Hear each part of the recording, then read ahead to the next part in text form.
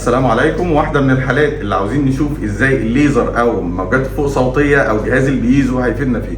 تعالوا نشوف. اكبر مشكلة موجودة معانا في الحالة هو وجود البروز العظمي اللي في ظهر الانف، وده الجزء الرئيسي اللي يقدر البيزو او الموجات الفوق صوتية تشتغل عليه زي ما احنا عارفين، بالاضافة الى عظام الانف من اعلى عريضة الى حد ما نحتها ان شاء الله بجهاز البيزو او الموجات الفوق صوتية.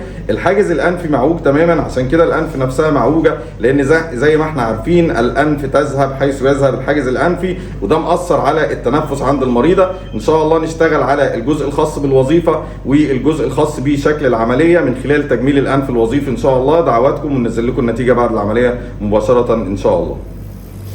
شكرا لدعواتكم الجميلة. زي ما احنا شايفين جهاز البيزو او الموجات الفوق صوتية او جهاز الليزر كان ليه دور مهم جدا انه يحول الانف المحدبة للخارج الى انف مقعرة قليلا للداخل في منظر ومشهد انثوي جميل جدا. صديقتنا اصبحت تمتلك جوهرة مثبتة في منتصف الوجه، وهترجع للسعودية ان شاء الله تتمتع بتنفس افضل وضحك اجمل. زي ما احنا شايفين ارنبة الانف اللي كانت معوجة في بداية الحالة اصبحت سنترلايزد في منتصف الوجه تماما، واصبحت سبورتد وديفايند، وبتعكس نقطة النور السايط عليها. عظام الانف من اعلى تم نحتها. شكرا لدعواتكم الجميلة، وفي انتظار تعليقاتكم على الفيسبوك واليوتيوب والانستجرام ان شاء الله.